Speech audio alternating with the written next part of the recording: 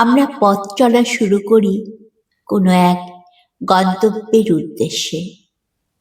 গন্তব্যবিহীন পথ চলা যাযাবরের জীবনের মতো। প্রত্যেকের সেই গন্তব্য কোথায় আর ঠিকানাই বা কি, সেটা জানা সবচেয়ে জরুরি। সঠিক পথের নিশানায় চলতে থাকলে পথের ক্লান্তি ভুলে গন্তব্যে পৌঁছাতে কখনো কোনো ধকলই অনুভব হয় না।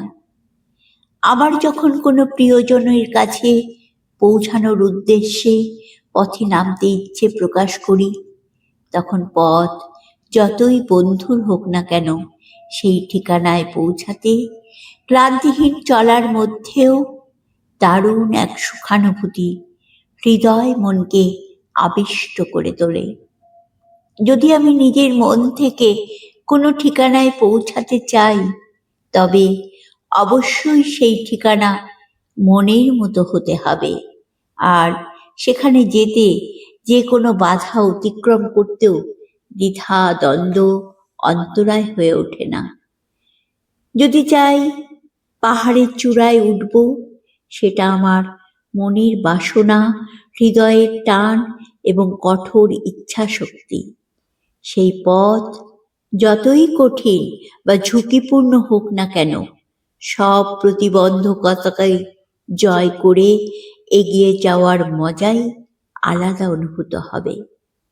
মনের ইচ্ছার বিরুদ্ধে কোনো জায়গায় যেতে হলে সুগম পথ দুর্গম মনে হয়। মন তুই চল আপন খেয়ালে মনের মতো ঠিকানায়।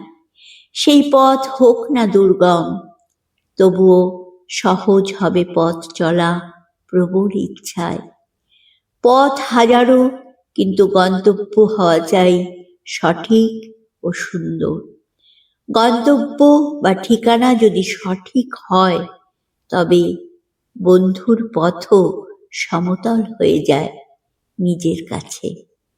পথ যদি হয় আলাদা, তখন গন্তব্য আলাদা হয়ে ওঠে। তাই প্রত্যেকের আপন পছন্দের পথটি বেছে নেওয়া উচিত। তবেই পথ চলা ক্লান্তিহীন হয়ে উঠবে।